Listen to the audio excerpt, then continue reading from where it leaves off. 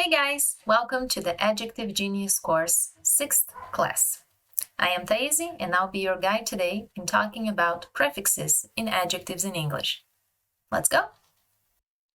Alright guys, before we dive into the prefixes of adjectives in English, let's talk about how we can use adjectives to describe food. There are two main things that we can think about when we try to describe food. We can think about the taste, right? When you put it in your mouth, what is the taste you feel? For example, oh, this apple is so sweet. Or, I like my fries extremely salty. I don't know how you like your fries, but mine, I like them salty. Or you can also think about the texture, right? So again, when you put it in your mouth, what is the texture that you are feeling, right? So we can think about soft or hard, like in the case of a pudding. Is it soft or is it hard when you bite it, right? Or you can think about crunchy, or you can think about crunchy textures that normally make a crunchy sound, right? For example here, that crunchy chocolate was delicious, right? And in describing food, we are going to think about the four main tastes we have in English. So we got sweet, and in sweet, we can also call a food sugary. And you can see here our friend, the suffix with Y we just saw in the last class, right? Or we can think of something as sweetened, something that didn't have a sweetness before, but was sweetened. And here again, our friend, the suffix from our other class, right, with ed at the end. The second main taste that humans can taste is sour, right? So it's that taste when you put it in your mouth, you go, right? So sour, guys, like in a pineapple represented here, it can be acidic or very sharp, right? So when you're talking about a drink or a food that has this quality, you can say that, oh, it's very acidic, or this drink is sharp, right? The third one is savory, right? When something like a hot dog, something that contains salt, right? Which we mainly consider the opposite of sweet, right? So savory, again here, guys, ending in Y, and some other adjectives ending in Y, like salty, that comes from salt, right? It has salt, it is salty. Spicy, again, it comes from spice, so we got that Y suffix once again. And once again, we got the suffix ed for salted. It contains salt, it is salted, right? The last taste that we can taste in English is bitter, right? When something doesn't quite have a sweetness and it doesn't contain salt, we say that it is bitter, right? Like coffee with no sugar, right? Black coffee with no sugar is usually bitter and also delicious. We can also refer to that taste as tart. So that pie was a little tart. Okay. Or pungent, but let's keep in mind that pungent can be a little negative. So keep in mind when you are referring to someone else's food as pungent, okay? So here we got the four tastes we can taste in English and some of the adjectives we can use. Keep in mind, we have our booklet of this course with extra information that you can check for more synonyms for these tastes. Moving along, guys, as we want to get to the prefixes. But before we get there, let's talk about the textures that we can taste, right? So here we're talking about the feel. So again, we're not using our tongue, but we're using our teeth, right? So how does it feel when you bite into it? You can have some soft pancakes or some creamy topping.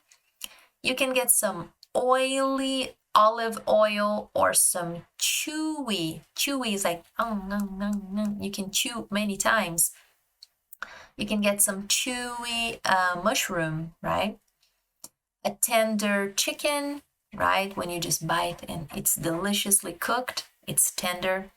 A smooth smoothie, right? So something very smooth, something that is consistent, right?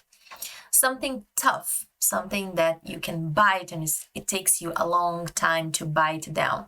Different from chewy. Chewy, there is a soft resistance, and tough, there is a hard resistance when you chew into it. And of course, crispy or crunchy, like in onion rings, right? When you bite into it, there's a delicious ASMR sound, right? And it's great. And as you can see, my friends, we got some very original adjectives here in smooth and tough, tender, or soft, right? But we also have our adjectives that were created to an affix, in this case, suffixes that we used. We used here y in cream, and then we ended up with creamy. For oil, we added y again, and we got oily. Chew, chewy. Crisp, crispy. Crunch, crunchy. So just to keep in mind, guys, how important it is, everything that we're looking into now, right? It is very important for the rest of our lives, and we will see many examples throughout the course. But now, my friends, let's see how we can apply the other affixes. Right?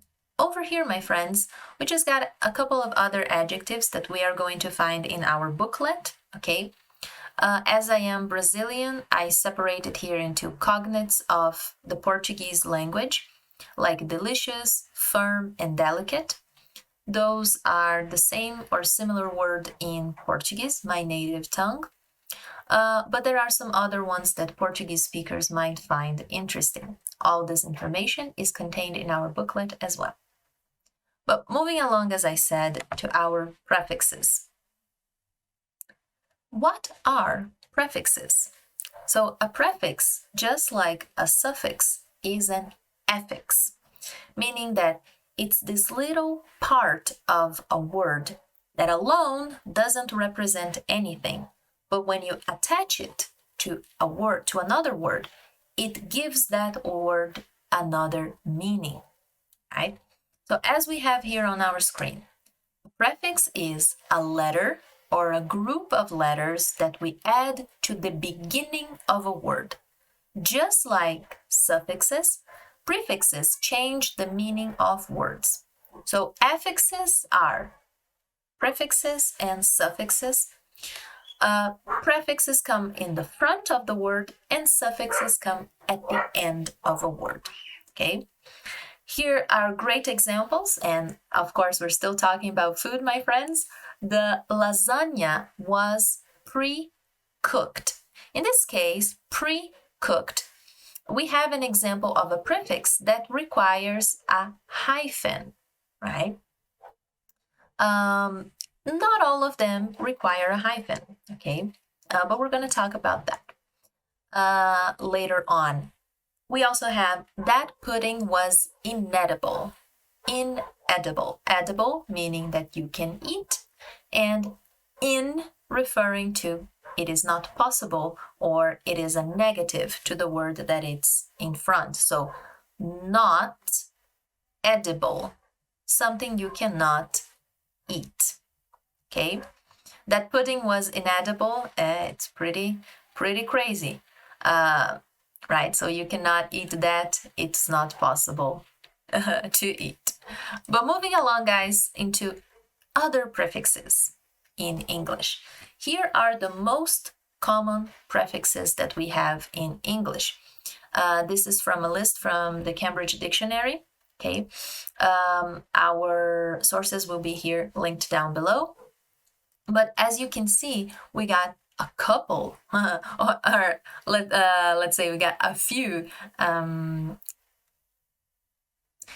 Here's a list of the most common prefixes in English. right? Our source is the Cambridge Dictionary. And as you can see, we got a few of them.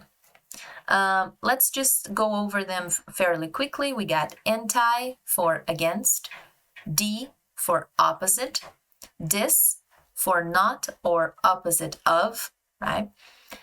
N or m as a cause of something, like in embryo, right? For as before. In, im, and in, or in, im, il, ir for not. So all of these are negative prefixes. Inner for something that is between, mid for middle, miss for wrongly, like mistake, none for not, pre for before, re for again, like in redo, right? Semi or semi for half. Both pronunciations are acceptable. Sub for under, super for above, trans for something that is across, un for something that is, again, the opposite or not what it is said, and under for under, right? And here, guys, let's look at some of our examples using food as our base adjective. So we have that beer is usually alcoholic, right? But we can also have non-alcoholic beer. And in that word, we got the prefix non. We also got oxidant, right? It's something that traps a lot of oxygen and therefore rots faster. We have antioxidant, so anti meaning against, right? So antioxidant is a word again that contains a prefix. We got the prefix in, which is negative in inedible, like we talked about before with the pudding, but here's a cart. Of course, a cart, as being a metal object, is most likely inedible, right? We got our chicken here that is uncooked. We got cooked as the original adjective, right? And then we strapped un in front of it and we got uncooked, so not cooked. We got sushi, which is, for me, a Brazilian person, an international dish, right? So you can say inter in the front of the adjective national and you got yourself international. We also got refried beans, which are amazing. Fried as the original one, refried in the beginning. We also got pre-cooked, as in ham is usually pre-cooked. And to finish, we got tacos, which are, of course, incredible, right? And as you can see, and I hope you have noticed this, most of our words that have prefixes also contain suffixes, right? Because it is a combination of meaning. So we have the original word, either that's a verb or a noun, right? And then you can add meaning in the beginning of the word with our prefix, but you can also, at the same time, add meaning to the word with a suffix. Some examples that we have right here in front of us. Non-alcoholic. We got the original word alcohol. We got the suffix lick or ick, right? And we got the prefix non right in front of it. I am adding meaning that this is an adjective at the end, and I'm adding the meaning that this is not this type of adjective in front of it. Have you spotted any other examples of this in this screen? Let's go over them.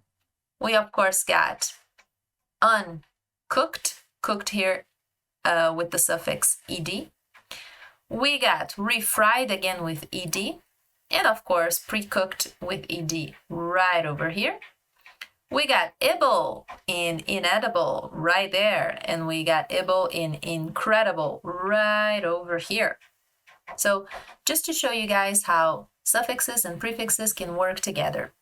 Over on our booklet in the material for this course, we got a list of all the prefixes in English that you can use as a reference for the next couple of exercises. Thank you very much for watching, guys, and I'll catch you in the next one. Bye!